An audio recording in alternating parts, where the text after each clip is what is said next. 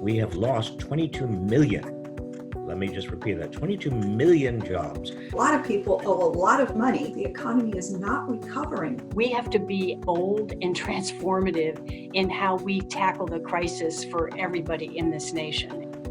Normal is not survivable for our planet, for our communities. We refuse to go back. We're going to use this crisis to create the world that we've always dreamed of for our children. It's all coming up on the Laura Flanders Show, the place where the people who say it can't be done take a back seat to the people who are doing it.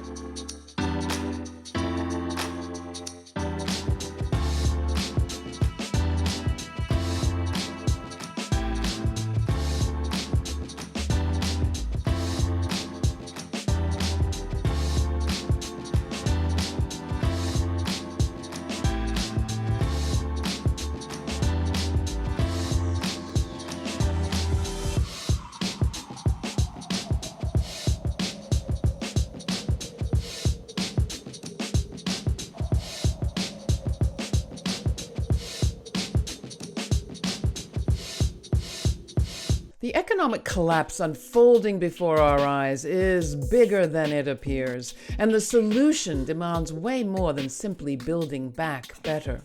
If our government's response to the 2008 financial crisis taught us anything, it's that what some call a recovery can leave a lot of us behind. That's particularly true of African American, Indigenous, and other people of color, as well as everyone who is working poor or just flat out poor. If the goal this time is to make our economy and our people more resilient, healthier, and better off, what's needed? What do we need to rebuild? What do we need to abandon? And what lessons can we learn from the past?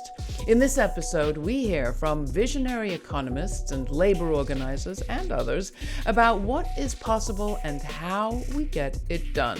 From the bottom up and the top down, we're talking pandemic economics this week on the Laura Flanders Show. To begin, let's take in the scale of the problem. Robert Reich was the labor secretary in the administration of Bill Clinton from 1993 to 97. Today, he's a professor of economics at UC Berkeley and the author most recently of The System: Who Rigged It? How to Fix It.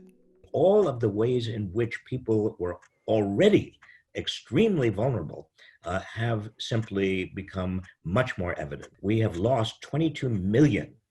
Let me just repeat that, 22 million jobs.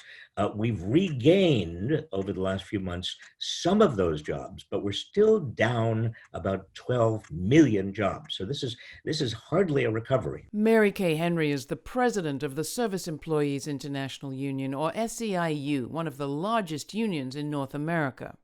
The onset of the pandemic and the complete and utter failure of our federal government to think about how to protect every essential worker on the front lines was the first hit on all of our members. And then the second hit was the economic collapse. And then, as you know, in May, there was an escalation of the racial reckoning in this country. And then our members along the West Coast had family members die in the fires. Because poor and working class people don't have the resources to evacuate. I hear our members say that they're holding grief in the same quantity as they are holding a righteous indignation that we are not going to return to normal. Normal never worked for us. Esteban Kelly is executive director of the U.S. Federation of Worker Cooperatives, the nation's largest network of businesses owned and governed by their workers. We were worried. A lot of us are concentrated in service sector jobs, retail jobs, and then also a lot of our members are essential workers, frontline workers in healthcare, grocery stores, transportation. So while everyone was quarantining and locked indoors, a lot of our members were on the front lines. Stephanie Kelton is a professor of economics at Stony Brook University and a leading proponent of something called modern monetary theory. She's the author of The Deficit Myth, Modern Monetary Theory and the Birth of the People's Economy. The economy is not recovering. Meanwhile, the $600 top-up in unemployment benefits has expired. the ability of the government to backstop small business loans through the Paycheck Protection Act, that's expired. The $1,200 stimulus checks, we got a one-off, but there was promise that there would be more. None of those things are happening. I mean, we have today about 40 million Americans who face the possibility of eviction. We allowed people to not pay a mortgage payment for a period of time, not pay rent, but we didn't cancel those payments. We just told people with respect to student loans and your rent and your mortgage, we would give you forbearance. In other words, you can wait a little while, but all those payments are backing up on you. And the same is true of commercial real estate and other things. So a lot of people owe a lot of money. If Congress doesn't provide the kind of fiscal support that this economy is going to need, if we don't support incomes, if we don't support jobs, if we don't get a full robust economic recovery underway, the financial crisis could well trigger something that puts us in a situation where we're looking at unemployment levels and a collapse in output that starts to look a whole lot like the experience in the 1930s. We were a discouraged people because we were the first to lose our jobs when Old Man Depression came along and the last to get them back. We struggled vainly to regain our bearings while depression, fear, and failure stalked the nation. Tidings from the outside world reach the farmer, but no matter what news he has received, it cannot be as harrowing as the story he has to tell. Straw where there should have been wheat, emptiness where there was hope. The Great Depression, black and white photos and grainy old film of long lines of unemployed workers, decimated farmland and shantytowns could give you the sense that that kind of widespread economic calamity is a thing of the past. That's what you might have thought until you saw 2020. The Depression of the 1930s was caused by just a kind of explosion, starting with Wall Street, an explosion of debt that couldn't be repaid, and it affected almost everybody. By 1933, 1 out of 4 working people had lost their jobs. There was massive poverty. Franklin D. Roosevelt was elected and took over in 1933, didn't really know what he was going to do. There was no blueprint. Roosevelt tried everything. Without jobs, we had no money. And without money, we could not purchase food for the hungry mouths at home. Our only hope lay in charity. Hunger drove our people to the bread lines. Anxiously we waited for some sign of better days. Then came the federal government's work program. One by one, it took us out of the bread line. It gave us a new chance to take a normal place in the life of our community. It made us self-supporting. It changed the haggard, hopeless faces of the bread line into faces filled with hope and happiness, for now we work again. America, here is a record of it to judge for yourself. City streets, pounded by ever-increasing traffic, are modernized, resurfaced, thousands of blocks which mean huge savings in local tax money. Vital to the communities which they serve are the thousands of miles of highways, constructed and improved by the Works program. Each of these projects has been planned to meet a real need in the community which it serves, to take care of the unemployed, as well as to confer real and lasting benefits on the people of the United States, is the object of the WPA. Under this program, work pays America. Most historians and most economic historians conclude that much of what he did was helpful, but what really got us out of the Great Depression was World War II, because it required government spending on such a massive level. And that was the only thing that was almost inevitably going to get us out of recession, because you see, people didn't have any money. They didn't have enough money to create the demand for all the goods and services that the economy would be capable of producing if everybody was employed. Thousands of young women are gaining experience in power sewing to meet demands occasioned by the war. Others are being trained in clerical work, in photography, and in poster work. During the training period, they also do productive work for the armed services, for the Red Cross, and for selective service boards.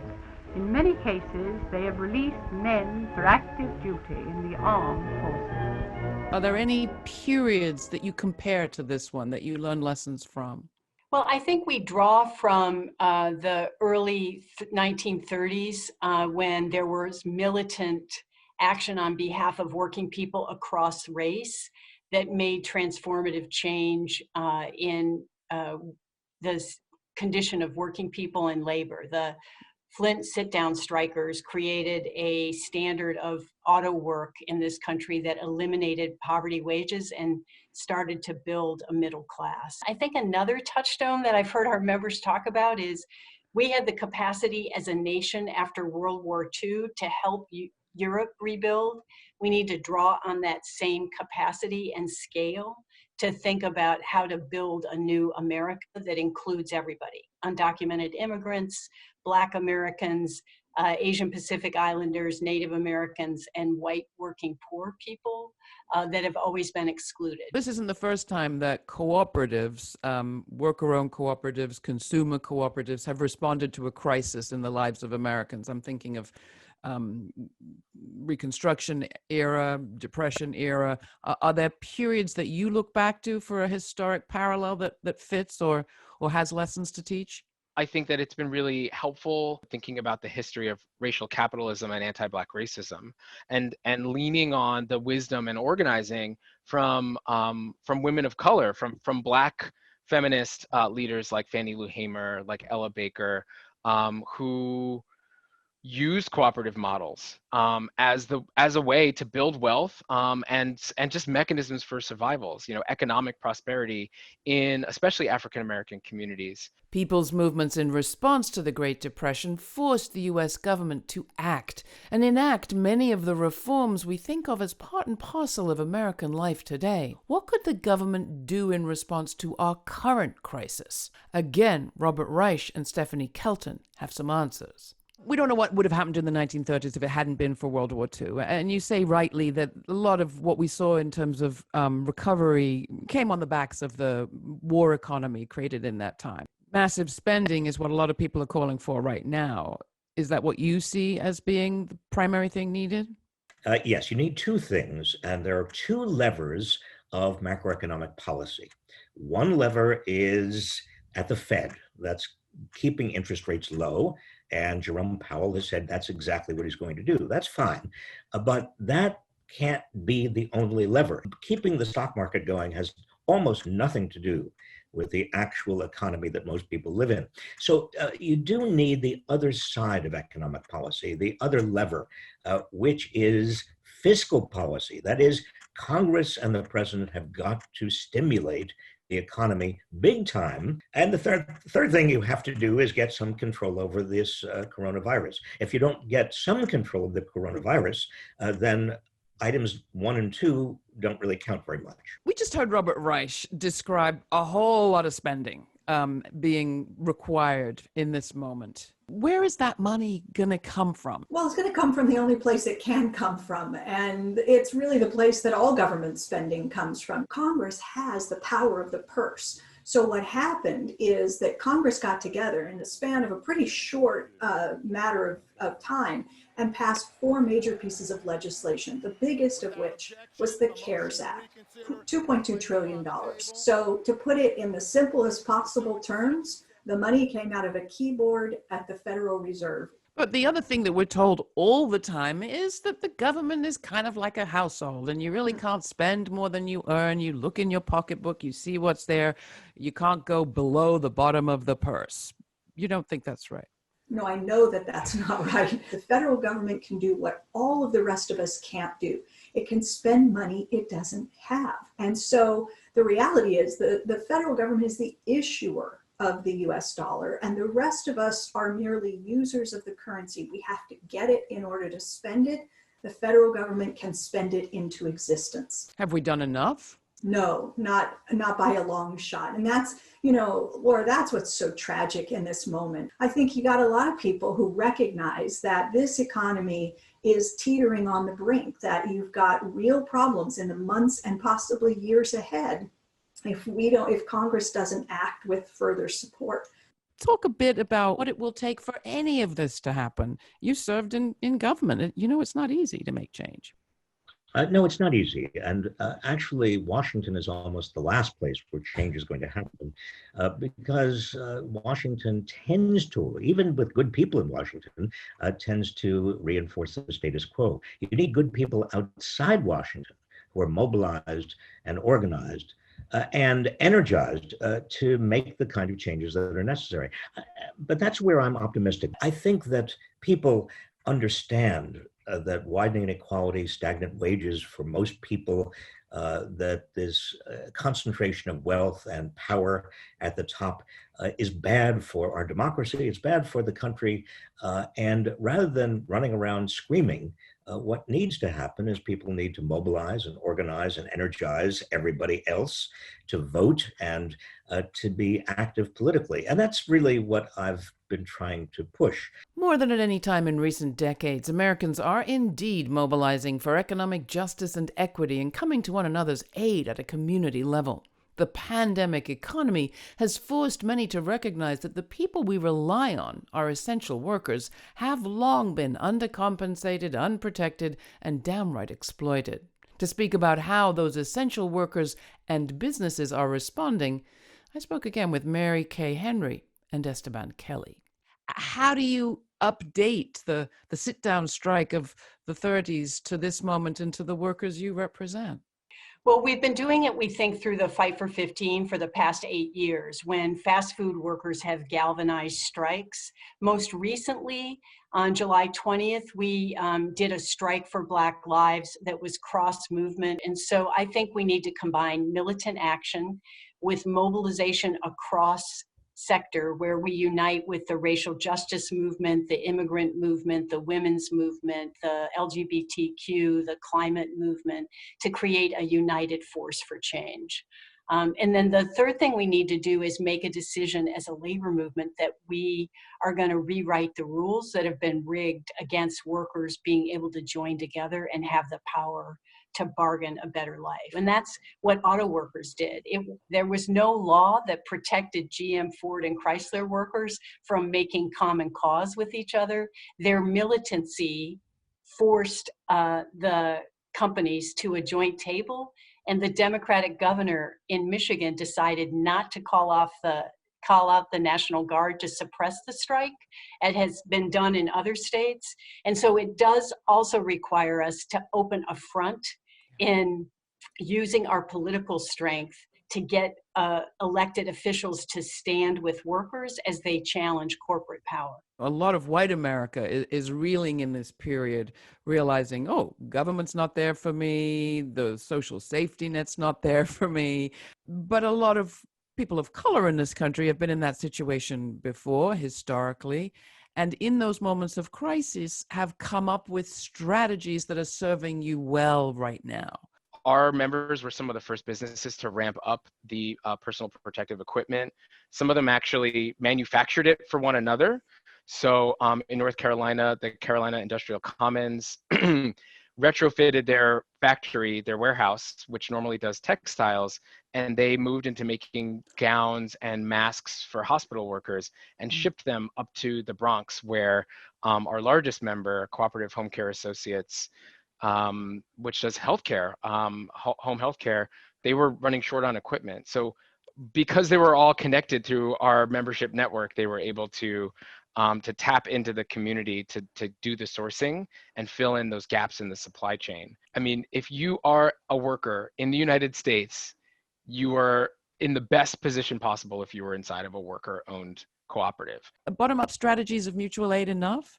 Of course, we know how to snap into formation for the very immediate and acute problems and crises, and that that infrastructure always needs partnership to scale. And it's why we form political coalitions. Even just with the CARES Act, we had a political coalition on the Hill, and we're able to advocate to make sure that cooperative businesses had access to the the payroll protection program, to the economic injury and disaster loans that but for our involvement, would have prohibited cooperative involvement to that. And when I'm saying that grassroots efforts are not enough, it's why we're ramping up our legislative agenda. It's why we're working with city councils not just with progressive mayors, but really with local and regional elected officials. So what does the future hold with a new administration on the horizon and a whole lot of work to do to get the economy and society we imagine ahead?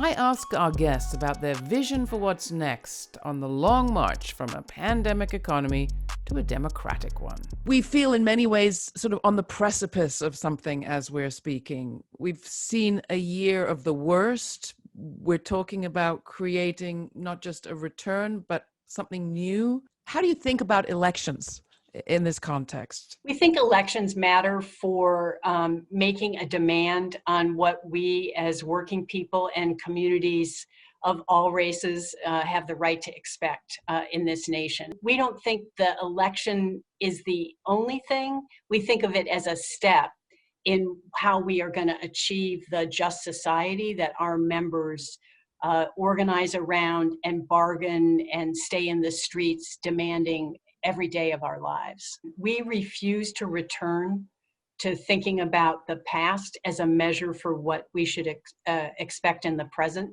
And because the depth of the crisis is so beyond anything anybody's ever experienced, we have to be bold and transformative in how we tackle the crisis for everybody in this nation. And our unique contribution is going to be to make home care jobs the foundation of the next most inclusive, most racially diverse middle class that this nation has ever seen. Do you want to go back to quote unquote normal? How is normal for your members? Oh, give me a break, Laura. You know that we've had issues with normal for a long time. And I think that part of the shift, at least from the social solidarity economy movement and the cooperative movement, is that for too long we were comfortable adapting to our marginal niche within what normal used to be. That is to say, we were like, yeah, normal kind of is not so good. We're going to do something alternative over here. Have fun with your normal. And for the last decade, we have said, actually, normal is not survivable for our planet, for our communities, and we can't take it anymore. And it's not adequate for some people to enjoy the liberation that comes with our models in an alternative way. We're going for the mainstream.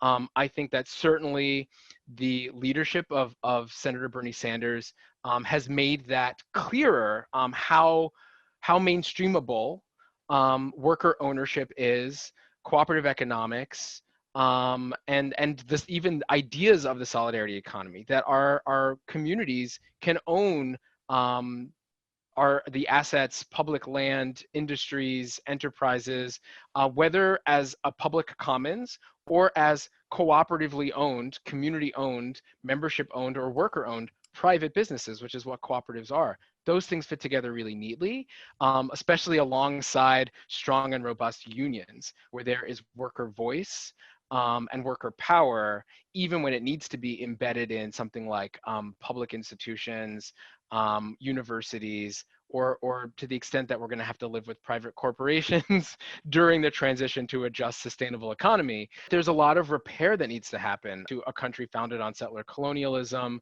chattel slavery, and stretching out into an international empire, the war machine of the United States. So examining all those relationships is incumbent on us, and that's finally happening, not just in academia, not just in the front lines of social movements, but everyday Americans at their kitchen table are like, white supremacy really is a problem, isn't it? And I think that that's what's going to guide us toward building the new normal as a mainstream, and not some return to so-called normalcy. I think the good news is that politicians have changed their minds, and in a big way. And I think enough of them recognize now that in fact the deficit is not the problem, but that the deficit itself is the solution to the problems that we're facing, and that there is no other way out. I won't drop a name here because this isn't public, but I get phone calls from people, and some chair powerful committees in the House, and they have said things to me like, I read your book and I used to be a deficit hawk, and you've completely changed my mind. So we want to get you in and we want to start these conversations. So for me, that's pretty good evidence that there's hope for, moving beyond the way we used to approach the federal budgeting process and getting to the point where, Congress begins to recognize that not only can they operate their budget differently from a household, but that we desperately need them to. I think that we are seeing and about to see something that parallels the progressive era that occurred in the first part of the 20th century, right after the Gilded Age of the late 19th century. We have a new Gilded Age now with the same characteristics as the first Gilded Age in terms of widening inequality and poverty and corruption and bribery and all these other things. And people are outraged. And I would not be surprised if the next 20 years were a period of fundamental social change toward a democracy that works for most people instead of just for a small number, and an economy that works for a large number instead of a small number. I'm reminded of the words of the great Justice Louis Brandeis, who said in the 1920s, on the cusp of the first Gilded Age, he said, "We have a choice in this country. We can either have great wealth in the hands of a few, or we can have a democracy. But we can't have both." And I think those words are equally applicable today. For more on this episode and other forward-thinking content, and to tune into our podcast, visit our website at lauraflanders.org and follow us on social media at The LF Show.